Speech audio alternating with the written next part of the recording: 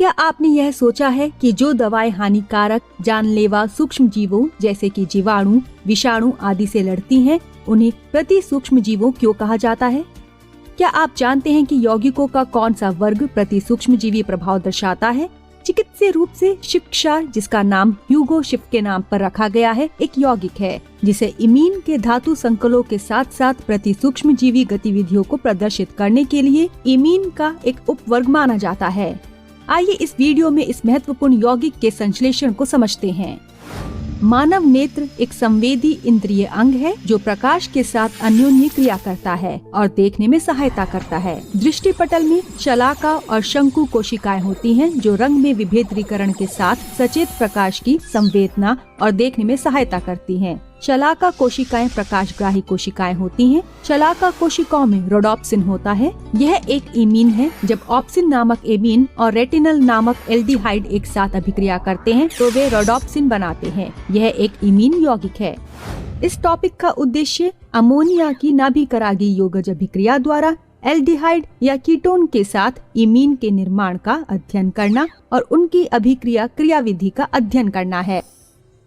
Aldehyde या ketone की ammonia या 1 डिग्री एमीन के साथ अम्लीय माध्यम में अभिक्रिया से इमीन व्युत्पन्न का निर्माण होता है। इसे शिफ्क्षार भी कहते हैं। अभिक्रिया की क्रियाविधि को जानने से पहले कार्बोनिल समूह में आबंध की प्रकृति को समझना महत्वपूर्ण है। R और R' एक हाइड्रोजन या एल्किल समूह या दोनों हो सकते हैं। ऑक्सीजन की सापेक्षिक वैद्युत ऋणात्मकता कार्बन की तुलना में उच्च होती है। इसीलिए कार्बोनिल कार्बन में आंशिक धनावेश होता है और कार्बोनिल ऑक्सीजन आंशिक ऋणावेश प्राप्त करता है। इसीलिए कार्बोनिल कार्बन लुईस अम्ल या इलेक्ट्रॉन रागी के रूप में व्यवहार करता है और कार्बोनिल ऑक्सीजन लुईस क्षार या नाभिकरागी के रूप में व्यवहार करता है। परिणाम स्वरूप इलेक्ट्रॉन धनी नाभिकरागी जैसे कि अमोनिया या प्राथमिक एमीन धनात्मक कार्बोनिल कार्बन परमाणु पर अधिक आसानी से आक्रमण करते हैं। इस अभिक्रिया के लिए एक योगज विलोपन क्रियाविधि को प्रतिपादित किया गया। संपूर्ण अभिक्रिया का अध्ययन 3 चरणों में किया जा सकता है। चरण 1 धनात्मक केंद्र पर नाभिकरागी का आक्रमण है। चरण 2 प्रोटॉन स्थानांतरण है। चरण 3 निर्जलीकरण है।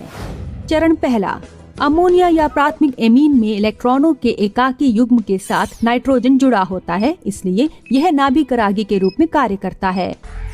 अमोनिया कार्बोनिल कार्बन पर नाइट्रोजन के माध्यम से कार्बोनिल यौगिक के तल की लंबवत दिशा से आक्रमण करता है।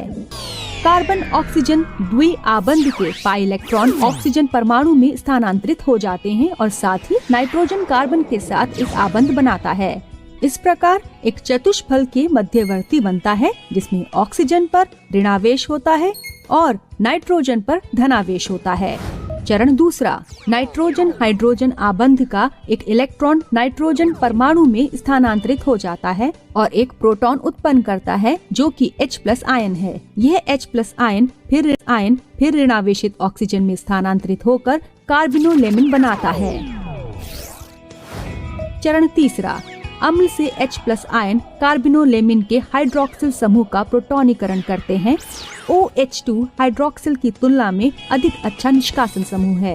अतः ऑक्सीजन कार्बन आबंध के सिग्मा इलेक्ट्रॉन ऑक्सीजन पर स्थानांतरित हो जाते हैं और उसके बाद वहां से जल अणु का विस्थापन होता है। इसके साथ ही नाइट्रोजन से इलेक्ट्रॉनों का एकाकी युग्म एक अस्थायी धनायन बनाने के लिए कार्बन नाइट्रोजन पाई आबंध के रूप में स्थानांतरित हो जाता है। अस्थायी धनायन जल अणु की उपस्थिति में इमीन और हाइड्रोनियम आयन बनाने के लिए विप्रोटोनीकरण प्रक्रिया से गुजरता है। सारांश, हमने सीखा कि एल्डिहाइड या कीटोन अम्लीय माध्यम में अमोनिया या प्राथमिक एमीन के साथ अभिक्रिया करके योगज विलोपन अभिक्रिया द्वारा इमीन का निर्माण करते हैं। यह अभिक्रिया 3 चरणों में पूर्ण होती है। सबसे पहले एमीन कार्बोनिल कार्बन पर आक्रमण करके चतुष्फल के मध्यवर्ती बनाता है। दूसरे में प्रोटॉन के स्थानांतरण के कारण एक कार्बिनोलेमिन का निर्माण होता है। अभिक्रिया को पूर्ण करने के लिए कार्बिनोलेमिन निर्जलीकरण से गुजरता है ताकि अंतिम उत्पाद इमीन प्राप्त किया जा सके। अब समय आ गया है कि आप अपने रसायन विज्ञान के ज्ञान की जांच करें। क्या आप अनुमान लगा सकते हैं कि एल्डिहाइड और कीटोन की संघनन अभिक्रिया से कौन से उत्पाद का निर्माण होगा? इस प्रश्न का उत्तर जानने के लिए हमारी वीडियोस यूं ही देखते रहिए।